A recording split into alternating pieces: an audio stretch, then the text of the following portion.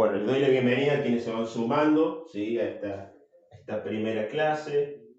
Bueno, algunas indicaciones previas eran que bueno, puedan apagar sus micrófonos y la primera parte va a ser pura explicación, después pueden hacer sus consultas. Bien. Ustedes estuvieron viendo en este tiempo una película o parte de una película que es sobre Whitson, sobre uno de los personajes, sobre Dios sí existe, ¿sí? O Dios no está muerto, en la película como se llama así explícitamente.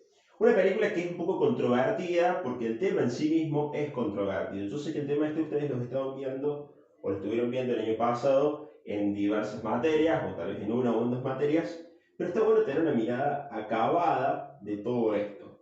Es decir, una mirada completa, porque es verdad que cada profe muchas veces le pone su impronta y está bueno que así sea, pero nos quedamos con un solo relato y está bueno quedarnos con varios relatos y a partir de ahí poder armar la teoría en conjunto, ¿sí?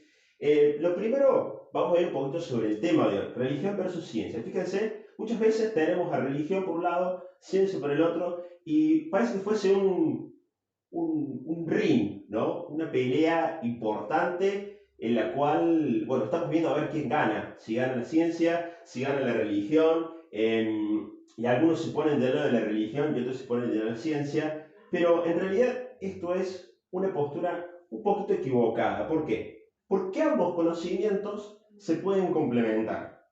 Justamente el título y la pregunta estaba puesta a propósito porque ahí, si ustedes se pusieron a ver, tiene un versus, ¿sí?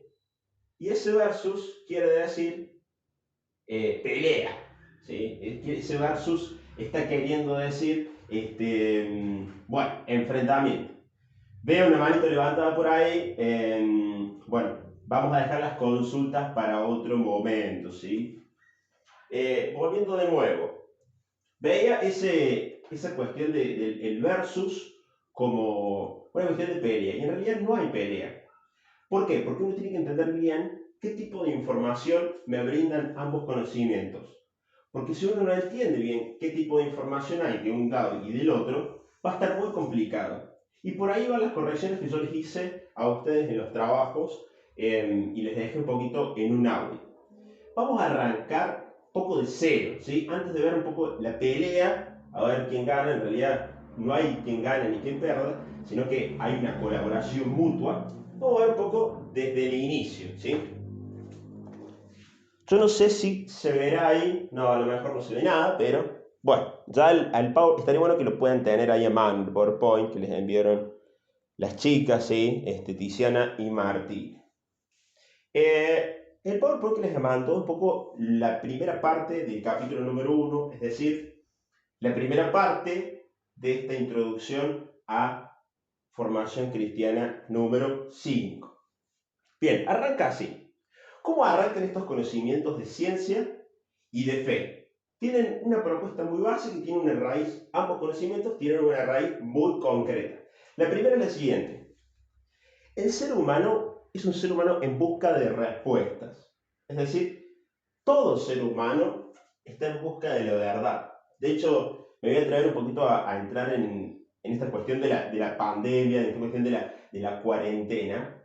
Esta cuarentena a vos te hace poner un poco en crisis, porque no salir te pone mal, y ese ponerte mal te hace preguntarte un montón de cosas, de qué venías haciendo, de si tus amigos verdaderos eran así, si eran amigos o no eran amigos, porque no te escribió. Bueno, hay un montón de cosas que uno se replantea en este tiempo de cuarentena que están muy bien y que no hay que domesticar la pregunta. Porque la pregunta es propia del ser humano y, por ejemplo, el bichito, el animalito, no se hace ninguna pregunta. En cambio, vos sí te la haces. Por eso afirmamos que cómo arrancan los conocimientos, porque el ser humano es un animal racional en busca de verdades. Y acá hay una combinación importante, ¿no? Ser mortales y ser conscientes de ello nos lleva a querer develar el misterio de nuestra vida. A ver, el perro no se pregunta por la existencia de su vida. El perro no se pregunta o no se hace las preguntas existenciales. Vos sí. Vos que estás del otro lado preguntás, ¿por qué vivo? ¿Por qué sufro? ¿De dónde viene todo? En cambio, los animales, el perrito, el gatito, lo que tengas ahí a mano, no se pregunta eso. ¿Por qué? Porque no tiene un desarrollo de la conciencia como la tenés vos. ¿Producto de qué eso? Producto de la evolución de millones de años, obviamente. Pero los animales no se hacen esa pregunta. El ser humano es el único que se hace esas preguntas. Punto número 2. Buscar el sentido de la vida es una tarea propiamente humana. ¿A qué me refiero con buscar el sentido de la vida? O sea, preguntarse por qué existo, para qué estoy acá en mi vida y cuál es el fin de mi vida. No son preguntas muy fáciles de responder, ni tampoco que se tengan que responder de un día para el otro. Porque uno por ahí entra en una tormenta de preguntas y uno dice, no, le tengo que responder mañana, ¿cómo hago? La verdad que no, para nada. No lo tenés que responder mañana ni pasado, sino que como dije cuando estábamos en clase, son preguntas que hay que buscarle una respuesta a lo largo del tiempo. Y de hecho, hasta que nos morimos, estamos todavía respondiéndonos estas preguntas. Número 3. Las religiones, las filosofías, atención con esto, ¿no? No dije la religión, no dije la filosofía, dije las religiones, las filosofías y las ciencias, ¿sí? Aún hoy están en esta ardua tarea. ¿Qué quiere decir esto? Que el ser humano no posee la verdad. El ser humano no es dueño de la verdad. De hecho, creíamos que éramos dueños de la naturaleza, creíamos que teníamos dominada la naturaleza, pero efectivamente no la tenemos dominada. Nos creíamos dueños del mundo, nos creíamos dueños del proceso material, nos creíamos el centro del universo, y la verdad que la naturaleza nos dijo, mirá, acá estoy yo. Y podés ser un capo, podés tener la plata que quieras, podés tener el mejor sistema de salud que quieras, pero si te agarra el coronavirus, te vas a morir. O sea, es así. No en todo el caso, obviamente, pero si te agarra muy fuerte, estás listo, chao. O sea, la naturaleza ganó la partida, por así decirlo, ¿eh? Seguimos todavía en esta búsqueda de la verdad. Y cuando dije las filosofías, las religiones, las ciencias, estoy hablando de que no es que existe un tipo de filosofía, no es que exista un tipo de ciencia o un tipo de religión. Por ahí en el tema de las religiones, ustedes bien saben que es verdad, no existe un tipo de religión, así como que no existe un tipo de filosofía, ni de ciencia. Los hombres y las mujeres de hoy, sumergidos en un mundo materialista. ¿Qué significa materialista? En un mundo en el que buscamos concretamente dar respuestas siempre a partir de lo científico, dar respuestas siempre a partir de lo que se puede ver y de lo que se puede tocar. Pero por ejemplo, si yo te pregunto, en este tiempo de cuarentena, puedo decir, bueno, la enfermedad se dio por esta y por estas causas.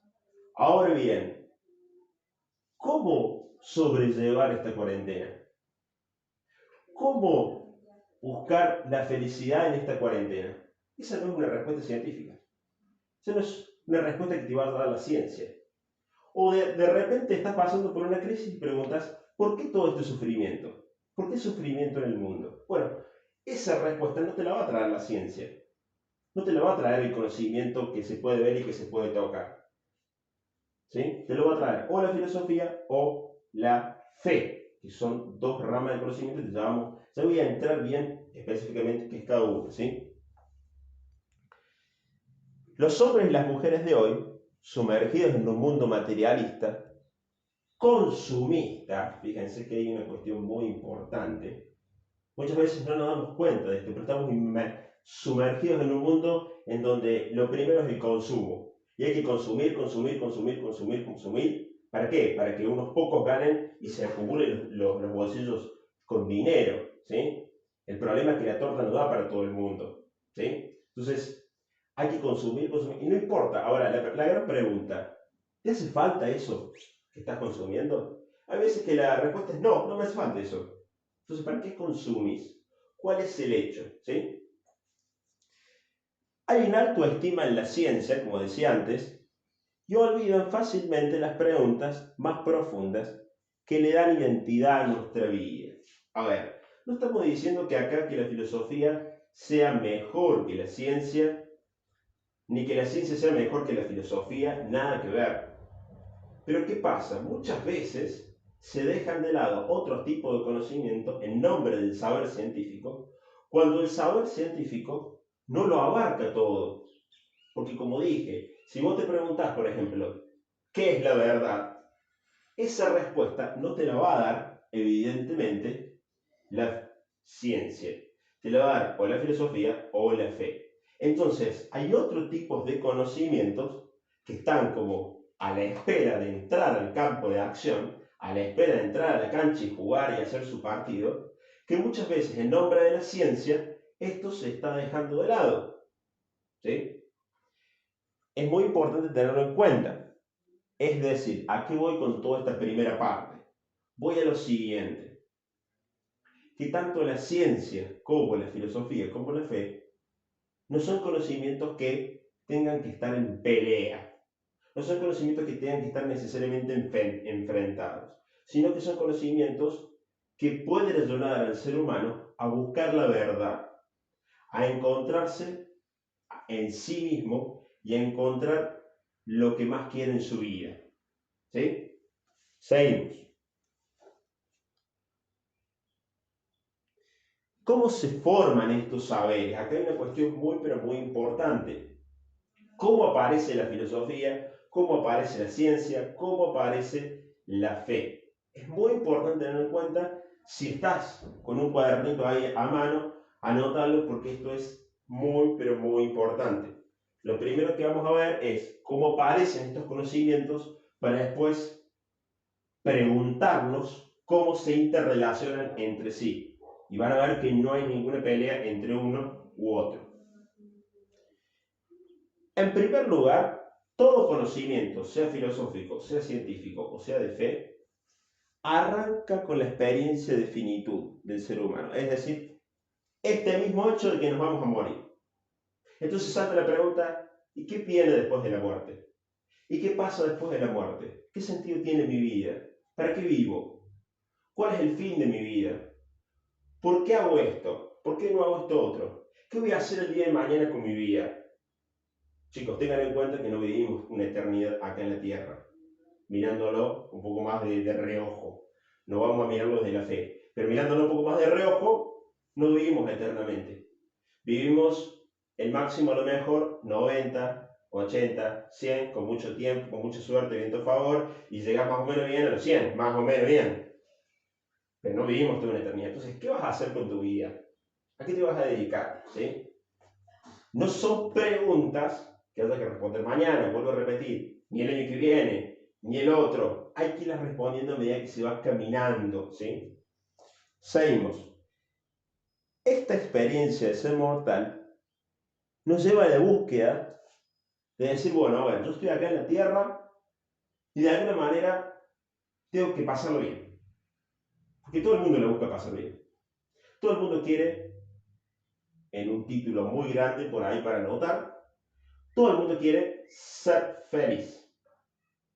Es decir, todo el mundo quiere ser pleno, todo el mundo quiere buscar la plenitud, quiere pasarla lo mejor posible en esta vida terrena, ¿sí? Ahora, de nuevo, la gran pregunta es, ¿cómo se hace esto? ¿Cómo logro que esto sea posible? La gran pregunta del ser humano. El bichito no se hace esto. No se hace esta pregunta. Tu gatito no se hace esta pregunta. Tu perrito no se hace esta pregunta. Vos te la haces porque tenés conciencia, porque sabes que vivís y sabes también que te vas a morir. Sigue. Esta necesidad de responder sobre las preguntas del sentido de la vida van a generar respuestas. Atención con esto. Globo número 1, preguntas que andan dando vuelta. Globo número 2, respuestas a esas preguntas que molestan. ¿Sí? Hay una necesidad de responder esas preguntas, sobre el sentido de la vida, que como dije al principio, no es necesario ni tiene por qué ser respondido el día de mañana. Tiene que ver, puede ser mañana, pasado, en futuro, cada 10 años. Lo importante en esto es no desesperarse, pero tampoco tirarse al abandono. Guarda con esos extremos. Un extremo puede ser, bueno, listo, está, ya veremos lo que la vida me presenta. Extremo número 1. Extremo número 2, me tengo que responder las preguntas mañana. No puede ser, no. Ni una cosa ni la otra. Empezar la búsqueda, te animo a que empieces tu búsqueda, porque van a ser tus respuestas, no la respuesta que tenés al lado, ni de tu hermano, ni de tu hermana, ni de tu mamá, ni de tu mamá. Vos tenés que darte esa respuesta a vos mismo, pero en un caminito, caminando de a poco. ¿Sí? Entonces, arrancan las preguntas, hay que responderlas. Socialmente, históricamente, estas respuestas se fueron dando a lo largo de la historia. ¿Sí? Y así es como nace, atención con esto, así es como nacen los relatos míticos. ¿Sí? Los mitos, los famosos mitos de creación del mundo, incluidos también la Biblia. ¿Cuál es el fin de los relatos míticos? El fin de los relatos míticos es intentar dar una respuesta a estas preguntas existenciales que como que urgen, por así decirlo, y hace falta responder. Surgen en las sociedades, a medida que van avanzando, relatos míticos para dar respuesta. Entonces, por ejemplo, a ver, ¿de dónde viene el universo? Bueno, de los dioses. ¿De dónde viene la lluvia? Bueno, eso quiere decir que los dioses están tristes y, bueno, y estaban llorando, qué sé yo, no sé, una cosa así. Seguramente que a algunos se le vienen a la cabeza muchísimos relatos míticos, sobre todo de Grecia, en donde hay explicaciones del mundo, en donde, bueno, los dioses, digamos, son como medio humanos y tienen por ahí peleas y aparece el ser humano. Bueno, por ejemplo, a ver, como acá en América, del Popol Vuh, cómo arranca la vida del ser humano. Bueno, porque un dios agarró un poco de maíz y lo moldeó y bueno, y lo creó así, parecido al relato mítico hebreo, ¿sí? Que lo hace, no lo hace con choclo, no lo hace con maíz, lo hace con barro, ¿sí? Pero el mito surge como la necesidad de dar una respuesta a esa pregunta que pica y que no es que la encapsulo, no es que agarro, le meto una patada, la tiro, chao, ya está, pregunta, nos vemos. No, la tomo y digo, fantástico, hazme una posible respuesta. Bien, continuamos.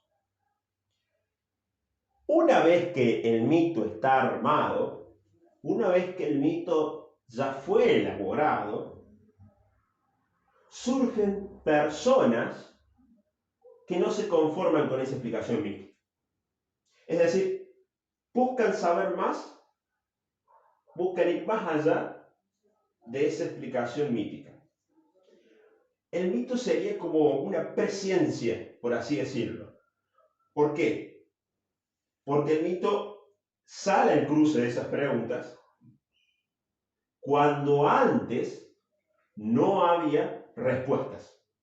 Entonces te formula una respuesta precaria por ahí, ¿no? Una respuesta que, bueno, pero esa respuesta no satisface a todo el mundo. Entonces surgen personajes alrededor, en la sociedad, que se van a preguntar sobre esa respuesta mítica. Y así es como surgen una cuestión importante. Surge de esta manera, le voy a pedir a que quien haya ingresado, bueno, pueda apagar su micrófono, ¿sí? Así podemos llevar adelante la explicación. Frente a este mito surgen personas que se preguntan por ese mito y de ahí es que nace, me estoy quedando sin tiempo, ¿sí? Vamos a tener 10 minutitos más y cuando se corta volvemos. De ahí es que nace un conocimiento que se llama filosofía y ciencia. Ambos intentando mejorar la explicación mítica. ¿sí? No vamos a entrar ahora bien en detalle, por ahora. Pero surgen estos dos conocimientos intentando mejorar la explicación mítica. Por ejemplo, si en el mito decía que la lluvia venía del cielo porque los dioses estaban lloviendo, la ciencia va a salir del cruce y va a decir, bueno, está buena esa respuesta, está hermosa, pero vamos a estudiar un poquito más a ver cómo viene la lluvia. Tal vez la filosofía dirá, bueno, qué lindo que Dios está llorando, pero ¿por qué Dios llora, no? ¿O de dónde viene Dios? Esas preguntitas, como queriendo ir más allá del mito, la hace la filosofía y lo hace la ciencia, ¿sí? Y es ahí que, dando un escalón un poco más arriba, nacen estos conocimientos que son, atención con esto chicos, ¿no? Son conocimientos racionales. Vuelvo de nuevo. Son conocimientos racionales. No son conocimientos de fe. ¿Sí? Son conocimientos racionales. ¿Por qué digo que son conocimientos racionales?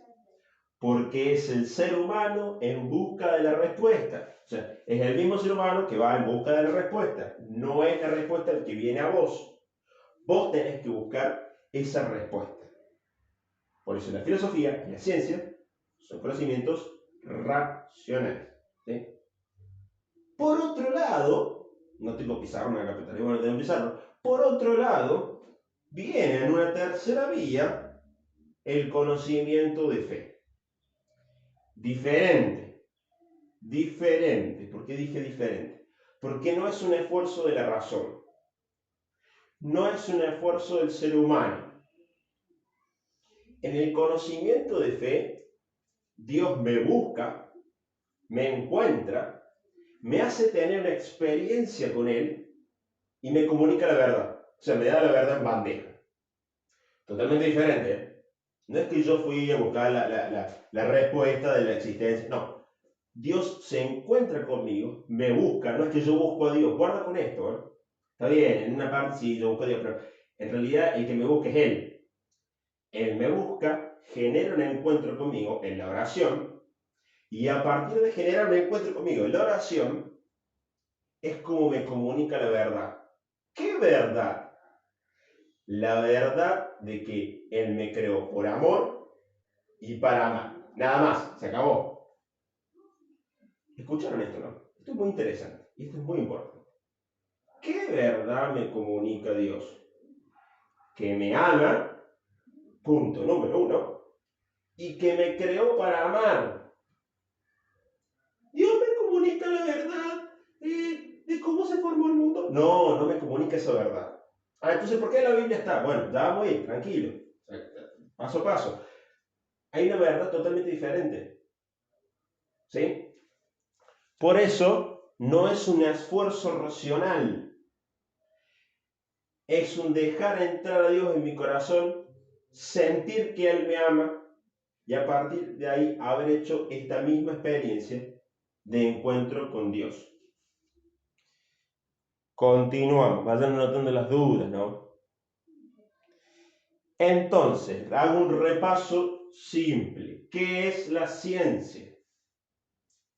Vamos a ir de lo tangible, de lo que se puede ver, de lo que se puede tocar, a lo intangible. ¿Qué es la ciencia? La ciencia es un conocimiento de carácter empírico. Guarda con este término, y es para aprenderlo este término. ¿Qué significa empírico? Que se puede ver, que se puede tocar. Mira, yo acá tengo un vasito de agua.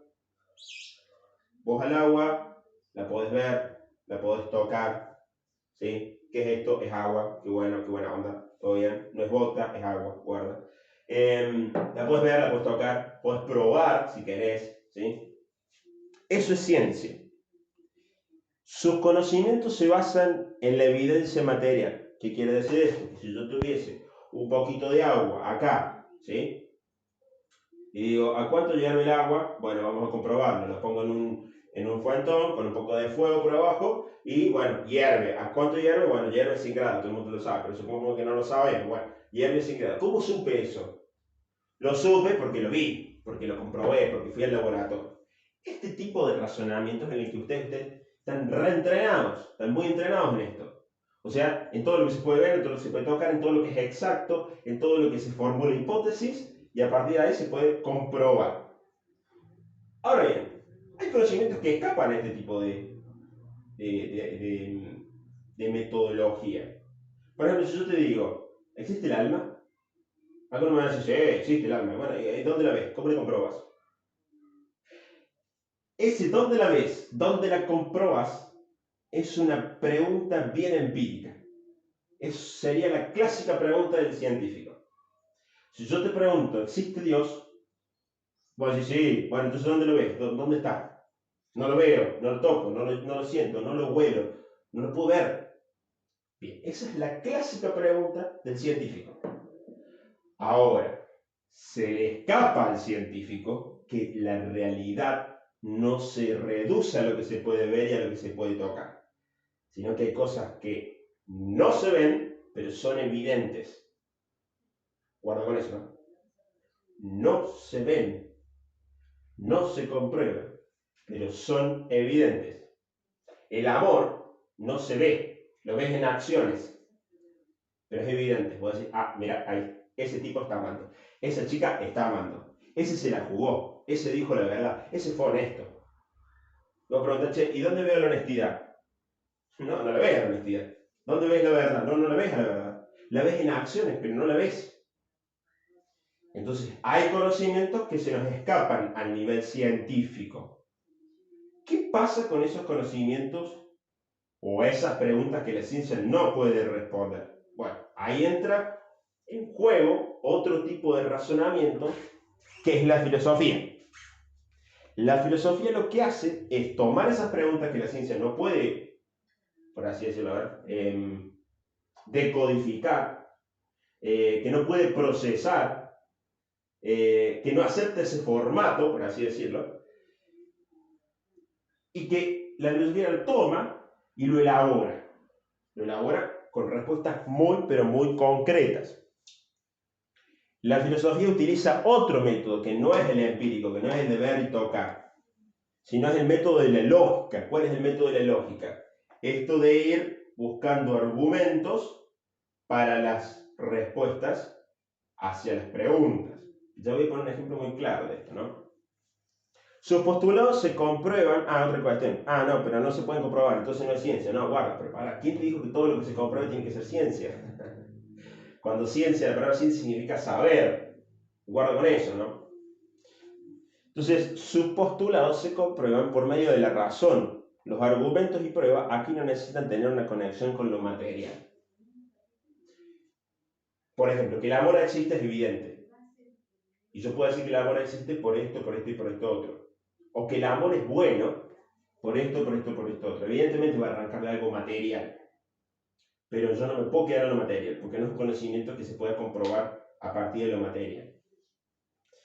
Hay otro conocimiento que en paralelo viene a la ciencia, a la fe, que es a la ciencia, a la filosofía, que es la fe. Como dije, la fe se basa no en comprobar, no en buscar respuestas.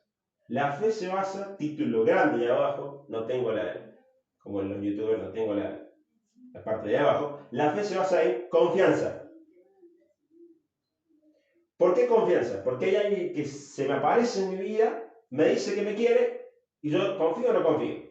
Es así. Es como ese novio que te dice, bueno, pero confía en mí. Se me mandó un caso, pero bueno, confía en mí. Bueno, ese confía en mí está queriéndote decir, salteate todas las pruebas habidas y por haber, salteate eso, que yo soy la garantía acá de la verdad. ¿Sí? ¿En qué se basa la fe? Se basa en la confianza. ¿Y en qué se basa la confianza? Acá es muy largo. No sé si vamos a llegar con el tiempo. ¿En qué se basa la confianza? La confianza se basa en el amor.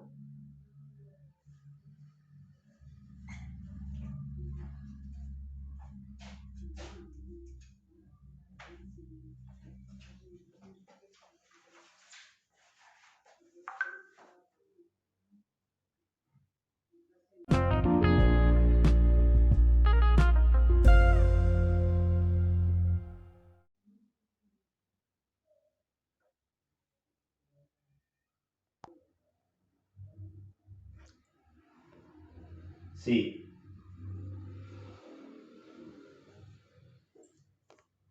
Estamos volviendo, estamos aceptando, ¿sí? Estoy aceptando todo ya. Vamos volviendo. Bueno, vamos a cerrar ahí, como se puede. Bueno, decía que había tres tipos de conocimiento, el último, la fe. Bueno, la fe, a ver, se basa en confianza. ¿Qué se basa en confianza? En el amor. Digo, oh, esto es muy largo, ese es el problema. Uno le tiene confianza a alguien que sabe que lo ama. Uno, por ejemplo, va a comer un asado y no se pregunta si el abuelo le puso veneno a la carne. ¿Sí? Le dice, ¿por qué no me llevas esto a la casa de tal? No está pensando que se va a ir con eso a otro lado, o se lo va a robar, o bueno, qué sé yo, va a saber qué va a hacer. ¿Se entiende? Yo creo que somos seres de fe. Somos seres humanos y el ser humano de por sí mismo tiene fe. Fe en Dios, fe en el dinero, fe en lo que sea, digo, fe en el perrito, fe en vos mismo, en lo que sea. Pero somos seres creyentes. A eso es lo que voy. No podemos vivir sin creer. De hecho, la que primero creemos antes de Dios es la madre, es la mamá, o en quien te llevó, o en quien te crió. Por más que después te traicione, vos le creíste. Y ese es el punto. La confianza, la fe se basa en el amor. Cuando alguien ya no te ama más, o cuando vos sentís que alguien no te quiere, dejas de tener la fe. Y ahí yo iba con la diferencia entre una cosa es creer en Dios y otra cosa es creerle a Dios. Son dos cosas diferentes. Alguien puede creer en Dios, pero no puede creerle a Dios. Yo, por ejemplo, creo en el diablo, pero no le creo al diablo. ¿Sí? Bueno, son conocimientos totalmente diferentes y a lo que voy es que abordan realidades totalmente diferentes. ¿Sí? A lo mejor puede haber un poco más de simpatía entre la filosofía y la teología. ¿Por qué? Porque ambos tienen como el mismo objeto de estudio. Pueden tener más cercanía, pero también la fe puede tener una relación estrecha con la ciencia. No hemos llegado a ese punto. Lo que me interesa de estos 40 minutos, que quede más o menos claro que existen diferentes tipos de saberes para diferentes tipos de preguntas. Yo no puedo ir a la Biblia buscando un conocimiento científico. No, porque no es un conocimiento científico. No puedo ir a la Biblia buscando un conocimiento de ciencia. No puedo ir a la Biblia buscando un conocimiento de historia. No, porque no tiene una verdad histórica, no tiene una verdad científica. Entonces no hay ninguna pelea con la ciencia. La fe no se pelea con la ciencia. Bueno, ya voy a llegar un poquito más en la segunda parte de este blog, ¿sí? Vamos con... ¿Se nos fue el tiempo? Vamos con algunas... Los que tengan alguna preguntita, alguna